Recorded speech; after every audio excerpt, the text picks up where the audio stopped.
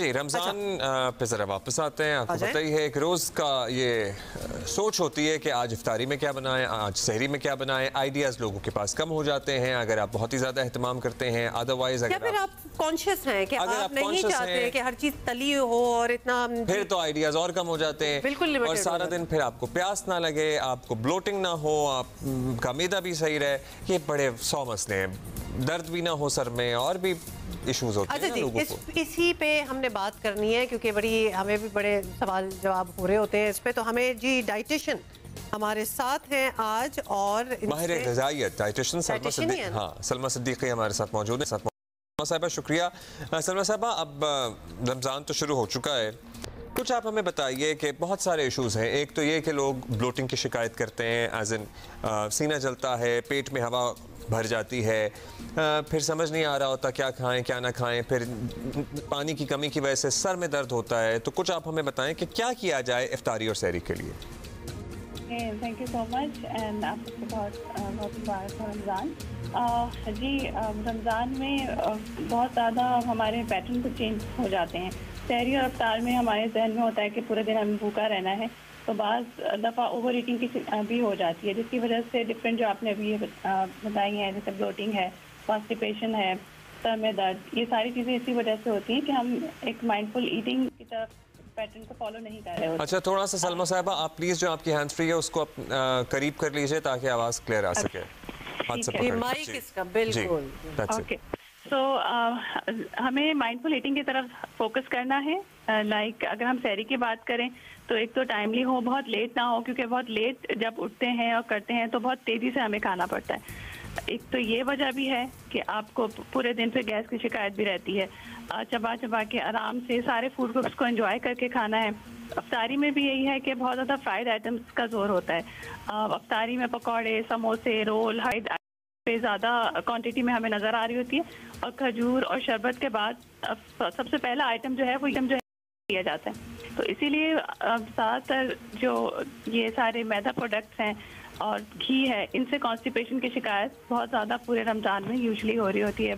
फ्लैटमेंट्स है, ब्लोटिंग है, और जो इबादत में भी ज़ाहिर आपको बहुत ज़्यादा तकलीफ हो रही होती है इन सब चीज़ों से। तो अल्टरनेटिव क्या हो फिर?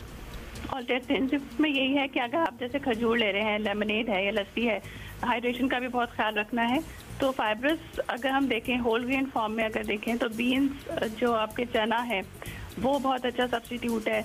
अगर हम कुछ ओट मील का ही पैनकेक्स टाइप कुछ बना के उसके अंदर रोल की फिलिंग कर लें कि आप उसमें वेजीज हैं और मीट है, कीमा है, उसको आप पैनकेक्स, ज़रूरी नहीं है कि मैदे के ही बने पैनकेक्स, आप ओट मील और फाइबर बेस्ड जो आपके ग्रेन्स होते हैं उसका ही एक बैटर बना के उसमें एग भी इनकॉर्पोरेट कर सकते हैं।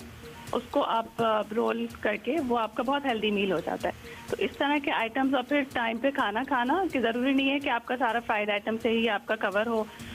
खाने का एहतमाम भी आराम से किया जा सकता है कि आपने हल्का अफ्तारी की चना चाट और फ्रूट चाट के साथ, और फिर उसके बाद 1-2 घंटे के बाद या तरावी के बाद सलमा साहिबा लोग ना डिफरेंट प्रैक्टिसेस करते हैं। कभी कभार इफ्तारी के वक्त भी खाना खा लेते हैं। कुछ घरों में ऐसा होता है कि जो उनका डिनर डिटरमिन ही नहीं कर पाते किस टाइम क्या खाना है। तो लेकिन कुछ है जो इफ्तारी उनकी डिनर के साथ ही हो जाती है ताकि हम एक्स्ट्रा फ्राइड चीजें वगैरह ना खाएं, एक ही दफा प्रॉपर अपना मील खाएं।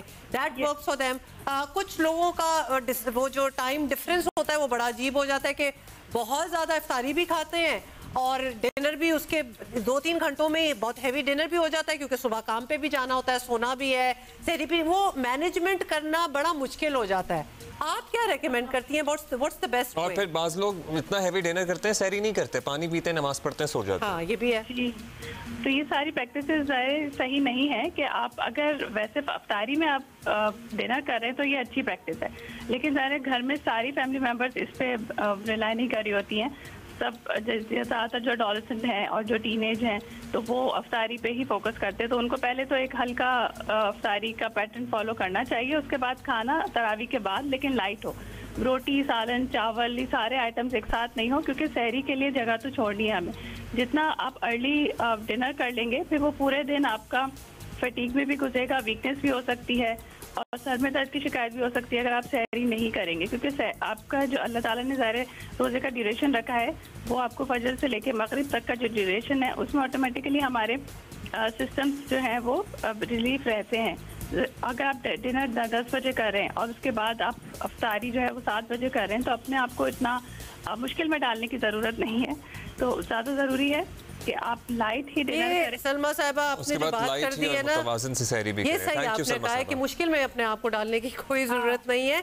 और बहुत बहुत शुक्रिया, thank you, that is all the time we have.